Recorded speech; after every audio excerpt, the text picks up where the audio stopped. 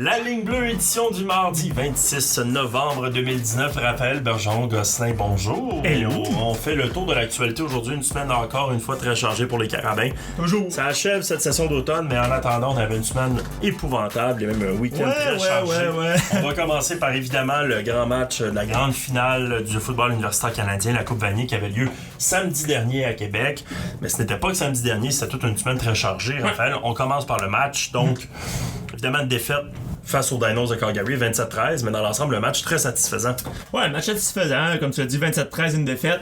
C'est dur d'être, on dit un match satisfaisant, mais pour les joueurs, les entraîneurs et nous qui faisons un petit peu partie de l'équipe par la bande, c'est dur d'être satisfait d'une défaite quand ça vient tout juste d'arriver, là, quand c'est encore chaud, quand c'est encore frais, mais reste que quand on pense à toute l'adversité, les difficultés qu'on a eues cette saison, nouveaux entraîneurs, nouveau système de jeu, nouveau corps arrière, même un corps arrière qui jouait pas depuis 2 semaines, qui revient pour jouer à la Coupe Vanier. Bref, plein de choses qui font en sorte que de se dire qu'il y a 27 équipes au pays, il y a eu 164 matchs, il y a plein de statistiques qu'on peut sortir et dire qu'on fait partie des 2 meilleures équipes au Canada, qu'il restait 50 secondes au cadran, puis on y croyait, puis c'était pas par folie, là, c'était clairement possible. Je pense qu'on peut dire mission accomplie. C'est sûr qu'on aurait aimé soulever le trophée, mais reste que participer à la Coupe Vanier pour une 3e fois en 6 ans, c'est très positif. C'est un match qui s'est joué sur des petits détails, sur quelques jeux.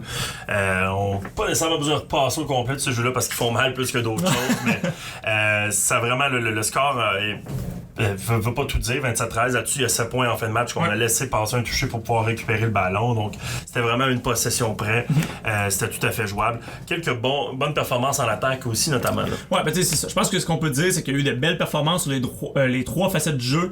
Dimitri Morin, qui finalement était le corps arrière partant toute la semaine, là, c'était comme le gros secret, quel corps arrière va partir, là, finalement c'était Dimitri, a connu selon moi, statistiquement du moins son meilleur match de la saison, 21 passes complétées en 38 tentatives, 278 verges de gain, une interception, mais en fin de match sur la dernière séquence, il restait quelques secondes, donc un jeu désespéré.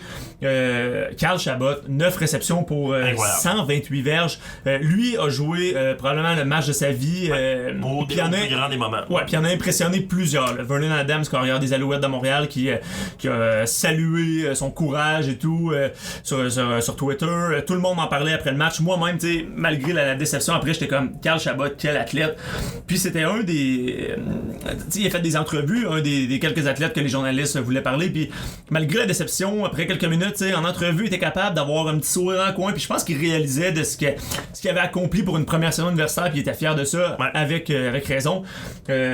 Écoute, on pourrait continuer comme ça, le Ridjan qui a connu une bonne saison, un bon match. Si on va du côté défensif du ballon, on savait qu'on affrontait de très très bons athlètes, notamment les 2 jumeaux Philpott, 2 receveurs. On en parlait depuis le début de la semaine. On les avait pas vus jouer, on n'avait jamais affronté les Dinos dans l'histoire du programme.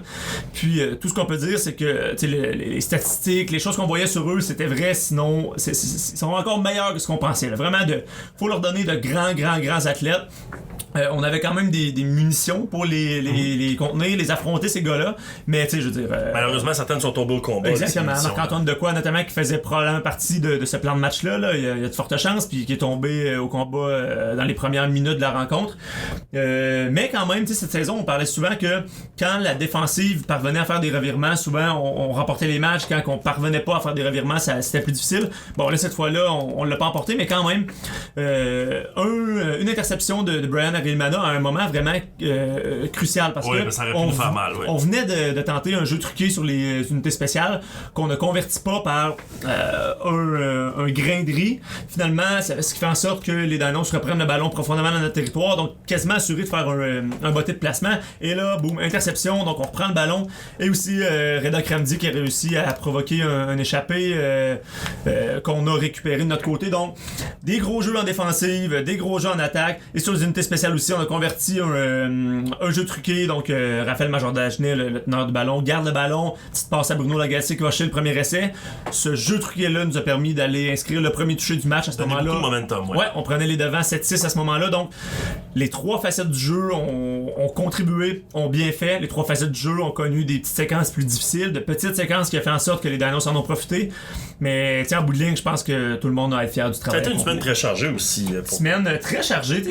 Ça a été le fun de on parle souvent du titre d'étudiant athlète, et là pour une semaine c'était vraiment des athlètes étudiants, je peux dire / même athlète, parce que c'est comme l'équipe professionnelle. Exactement. Puis on a eu la chance de suivre l'équipe, ça a été vraiment plaisant à la base pour deux amateurs de football, de sport que nous sommes, mais aussi ça a été enrichissant. C'est pas toutes les semaines, même si on est une des équipes au Québec qui est le plus suivie médiatiquement, c'est rarement comme ça. Là c'était vraiment entrevue par-dessus entrevue.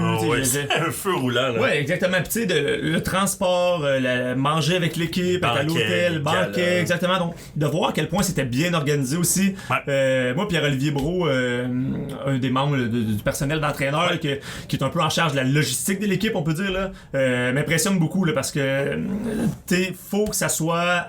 tout fonctionne bien, faut que ça rentre. Danny l'a dit en conférence de presse, comment que tu peux mettre les chances de ton côté de remporter un match comme ça. Il parlait de la semaine de préparation. Il disait oui, il faut performer au match, mais la semaine de préparation, plus que tout fonctionne comme à l'habitude, que les joueurs sont pas désorientés, qu'ils savent ce qui se passe, qu'on sait où qu'on s'en va, qu'on soit à l'heure, que les pratiques on s'attend, plus qu'on se donne de chance. Et pour vrai, ça c'était on point là. Donc c'était le fun de voir. Pour vrai, je pense pas qu'on a grand chose à envier aux équipes professionnelles de ce côté-là. Et c'est une belle expérience pour nous, mais c'est une belle expérience surtout pour les joueurs qui savent ce qui peut les attendre au prochain niveau. Et de vivre ça une semaine, c'était vraiment plaisant. Absolument. Il y aura des leçons à tirer aussi malheureusement de cette défaite-là et voir vers l'avenir alors que ces blessures-là vont devoir être pensées dans les prochaines semaines. Mais après, il faut se relever parce qu'il y a de belles choses qui attendent cette équipe-là. On va en parler un petit peu plus tard. Jeudi, on reçoit deux entraîneurs, Byron Archambault et Gabriel Cousineau, qui vont nous faire ce bilan de saison-là. Ils vont aussi nous aider à voir ce qui s'en vient dans l'avenir au niveau du personnel, au niveau des joueurs, au niveau du personnel de joueurs, en fait. Qui reste, qui part, qui arrive. Et il y a de bien belles choses parce qu'il y a des jeunes recrues qu'on a moins vus cette année qui vont nous en mettre plein les yeux dans les prochaines années. Ouais. Donc, très intéressant. Du côté des autres sports, Raph, il y avait du hockey ce week-end. Oui, il y avait du hockey. Belle victoire de 3-1 de nos filles face aux GGs Ottawa. Une deuxième victoire de suite pour l'équipe qui avait connu une petite séquence plus difficile de 4 revers. Chose qu'on n'est pas habitué. Bon, faudrait que je vérifie. Là, c'est vrai, je voulais vérifier. Ça m'est sorti de la tête, mais je pense que c'était peut-être la plus longue séquence de défaites dans l'histoire, du moins près de ça. Donc, on s'est sorti de cette mauvaise séquence-là. Et c'était la soirée des Dubé. Parce que Marie-Pierre Dubé a marqué 2 buts dans les 5 premières minutes de jeu, ce qui a donné un bon momentum à l'équipe. Après ça, c'est Loïs Dubé qui a été l'autre buteuse. Aubracine, qui était devant le filet, a repoussé. Là, elle a arrêté 21 rondelles. C'est plat pour elle parce qu'elle a perdu son jeu blanc. Là, il restait moins de 7 minutes à faire au match. Mais quand même, un beau match d'équipe, une belle performance. Et là, on est reparti pour une séquence de victoire. Absolument. Et là, ça s'achève ce week-end, n'est-ce pas? Leur dernier match est à domicile vendredi. Vendredi ou dimanche? Là, j'ai dimanche. Je panique. Non, c'est vendredi. Vendredi contre Carleton, c'est ça, exactement. Vendredi. À domicile contre Carleton à 19h. On va voir le match ici à l'Arena du Sepson, naturellement. Sinon, sur notre chaîne YouTube. Oui, exactement. Puis c'est ça, les calendriers se terminent pour la majorité des sports. Là, c'est le dernier ce week-end. Donc, c'est ça. Si vous voulez voir les Carabins avant... En 2019, ce sera là. Mais sinon, il y avait d'autres sports également. Oui, il y avait du volleyball, Raphaël. Donc, les filles jouaient 2 matchs. Oui, les filles jouaient 2 matchs. Ça commençait un match un peu spécial, on peut dire, un vendredi midi contre les Citadins de l'UQAM au domicile des Citadins.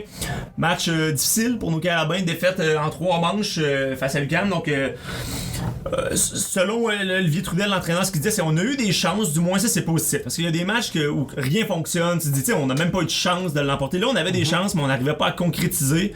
Il y a eu quand même quelques belles performances individuelles, là, notamment Adriana Dorismont-Rodrigue, 11 attaques et 16 ballons relevés en défensive, ce qui est beaucoup.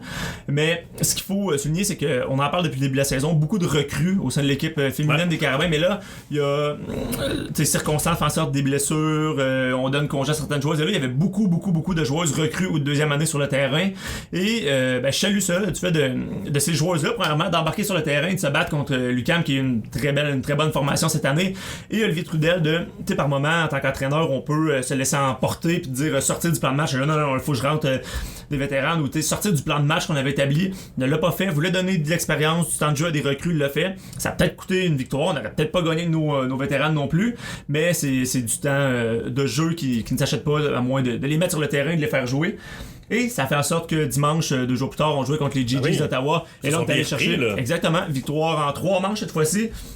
Et c'était pas mal le même noyau de joueuses qui étaient sur le terrain. Donc, tu sais, dans 48 heures, on a peut-être vu l'évolution justement déjà de ces joueuses-là qui ont eu un match difficile vendredi, étaient capables de se relever. Donc, un bel apprentissage pour le jeune groupe de joueuses, entouré quand même de vétérans, comme on le dit à Adriana, Maud Babin, il y a plein de joueuses vétérans dans cette équipe-là.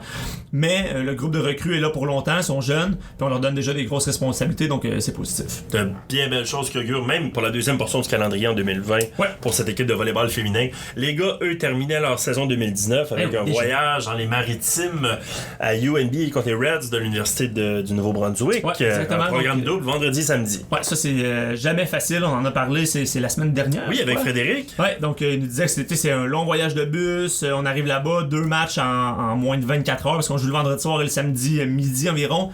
Premier match plus pas dire difficile, mais ils nous ont donné pour notre argent, comme on pourrait dire. Donc victoire en 5 manches des Carabins et belle preuve de caractère quand même. On perdait 2-7 à 1 au domicile des Reds. Et si vous n'avez pas vu le domicile des Reds, je vous invite à aller voir les plateformes médias sociaux de Mélanie Desrochers, notamment entraîneur adjointe là. Donc un beau setup, on pourrait dire, une belle organisation là, beaucoup de lumière, la musique pour entrer, c'est vraiment, ça fait professionnel. Donc ça met une belle ambiance dans le gymnase et les joueurs nos joueurs, mais les joueurs là-bas aussi se nourrissent de cette énergie-là et ont donné une belle opposition. Les joueurs sont démarqués pendant ce match-là? Ouais, Gab Chancy qui doit 59 passes décisives, Youssef Bahati, attaquant technique là, étoile, 19 frappes marquantes. Donc nos leaders se sont levés, on est capable d'aller chercher la victoire. Et comme je le disais, moins de 24 heures plus tard, ça c'est pas facile parce que surtout quand le match du vendredi se termine en 5 manches. Ouais, les jambes sont lourdes. Les jambes sont lourdes. S'il y en a qui ont des petites douleurs, que ce soit au genou, au bras, peu importe, les douleurs n'ont pas le temps de guérir, d'être soignées. Gros travail des physios, mais reste que c'est le temps qui fait le travail. Et là, on était capable d'aller chercher une victoire en 3 manches. Fait que d'après moi, il y avait plusieurs joueurs qui étaient contents de terminer ça plus rapidement un petit peu. Alexis Tournier, joueur recru, 15 frappes marquantes. Ce qui fait en sorte que les Carabins sont toujours au premier rang du RSEQ. Fiche de 7 victoires, 1 revers. On a perdu un match, c'était à Québec contre le Rouge et Or. On les a battus ici en 3 manches. Donc, il y a de fortes chances. Et là, il reste beaucoup de volleyball à jouer. Mais si la tendance se maintient, que ça se joue encore avec le Rouge et Or dans les derniers instants, les derniers matchs de la saison. Donc, un beau calendrier 2020 qui s'en vient. Ça promet. Ouais, parce que là, il reste un week-end de compétition en volleyball, mais nous, on a déjà joué un petit peu plus de matchs que les autres, donc on est déjà en vacances de Noël pour les gars. Profitons-en. Absolument, tu parlais du Rouge et Or. D'ailleurs, le Rouge et Or était l'autre, en plus de la Coupe Vanier samedi, de la deuxième Coupe de natation.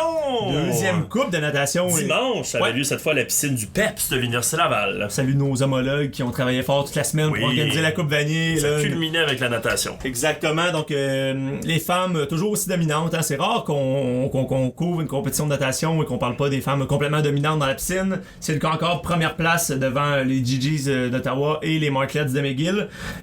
Au cumulatif de la saison, les femmes sont également en première position.